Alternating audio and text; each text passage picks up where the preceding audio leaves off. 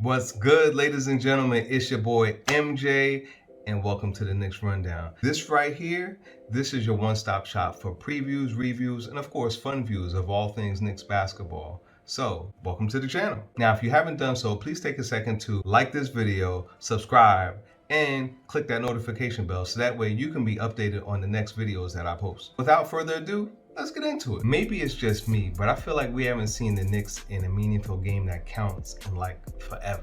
Let's run down the last time we saw them in a meaningful game that counts. You know, that regular season win in Atlanta on March 11th when we ended Vince Carter's career. It's over. Okay, first, let's run down those front office moves. You got former CAA super agent, now turned Knicks savior, Leon Rose. He made 3 brilliant hires when he hired Frank Zanin, Walt Perrin, and Brock Aller. Now, Aller, who came over from the Cavs, was hired to be the VP of Basketball and Strategic Planning. It was a hire that was well received around the league. And why is that important? Well, he is a capologist. His job, move the money around, make sure that it all works out for the salary cap. And after nearly 20 years with the Utah Jazz, Perrin, who was credited for finding cornerstones like Rudy Gobert, Donovan Mitchell, Paul Millsap, well, he was brought on to be the assistant GM for college scouting, while Zanin was brought on to be the assistant GM for pro scouting. Probably Rose's most impactful move since being named president came this summer after a really extensive coaching search where anybody from Kenny Atkinson to Edwina Franklin were interviewed. Rose, let me guess, shocker, he hired a CAA client in Tom Thibodeau.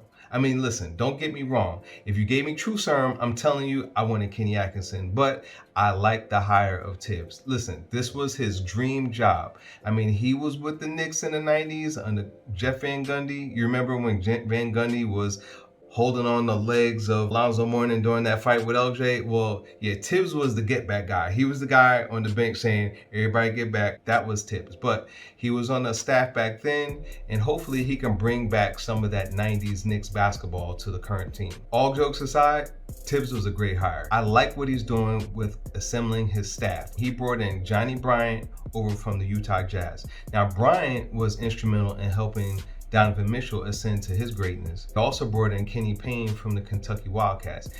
Payne, as everybody knows now, as the new KP, right? KP, get it? Kenny Payne, KP. Anyway, Payne is really a great developmental coach. I mean, everybody loves him. All the Kentucky players rave about him. And he also brought in Mike Woodson.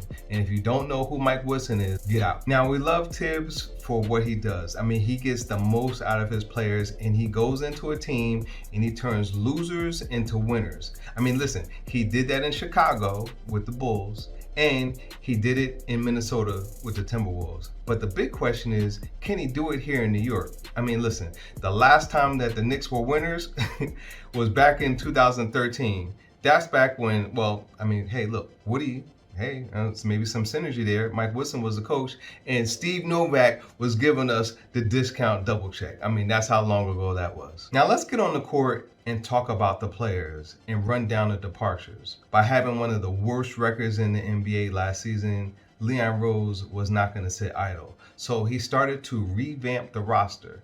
And in June, he waived Alonzo Trier. Then he waived Kadeem Allen. And then right before training camp, Wayne Ellington, Taj Gibson, and then he ended Kenny Wooten's 2-way contract. And then he also kind of cut Elfrid Payton, but as you know, Elfrid Payton came back. Okay, fine. Elfrid is back. Since Elfrid is back, let's run down the Knicks' arrival, starting with the 2020 draft.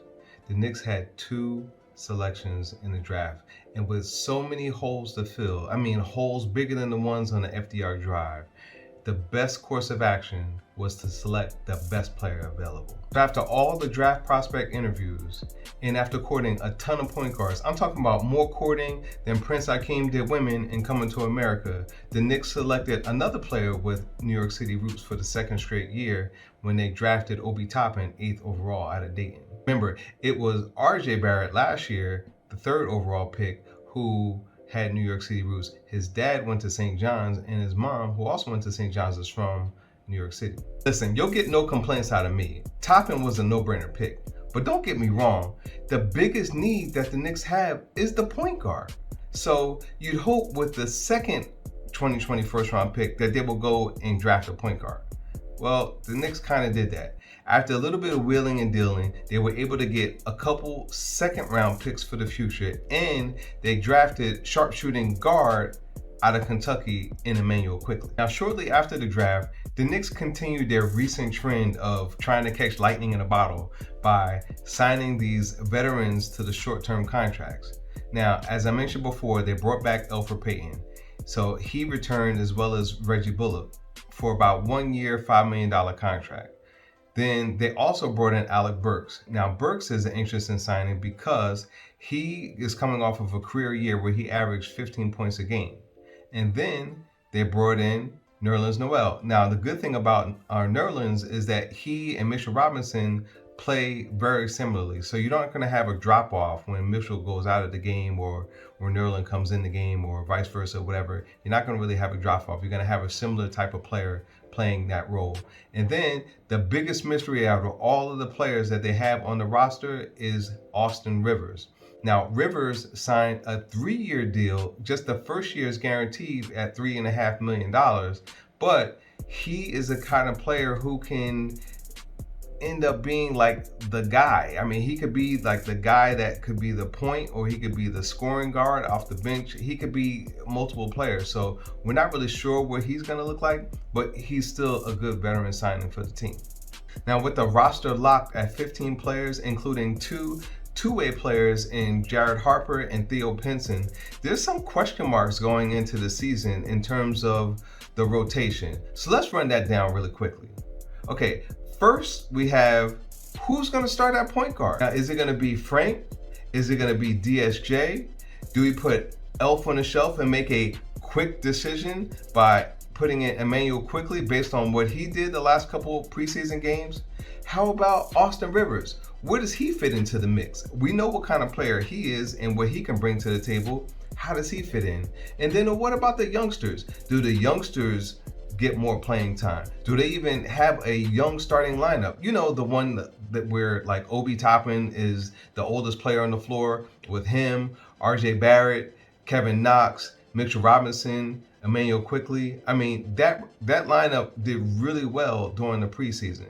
So there's some question marks there, but the one thing that we don't question is the team's identity, because Tom Thibodeau is going to make sure that this team plays defense. That's going to be the identity of the team. And if you didn't know, now you know, according to the great philosopher Biggie Smalls. Did you know that the Knicks were the only team during the preseason to hold their opponents under 90 points? The only team. Now, this is from a team that was one of the worst in the NBA last year, going to be one of the best in the NBA this year. Book it. Now, I know what you're thinking. It's the preseason, man. I mean, come on, you can't take stock in those games. Well, guess what? My eyes don't lie. I know what I saw. I saw an improved jump shot by RJ Barrett. I saw Julius Randle. You know, he didn't do too much of the spin stuff. You know, he wasn't in spin cycle too much, and he actually was a playmaker mostly on the court. I saw that. I saw Kevin Knox be aggressive and improve jump shot. And I saw Immanuel Quickley emerging into the point guard of the future. Yes, I said it. I said it. I said it. I said it. He could be the point guard of the future. I'm not saying that he is. I mean, you know, fade for Cade. I get that. But he could be the guy that leads the team, because he's everything that you want. He can shoot. He can create. He can pass, he can defend. He's all the things that you want in a point guard. He's just young and needs to be able to develop. So there's a lot to look forward to this year. I'm excited. I hope you're excited for the season. And as always, go Knicks.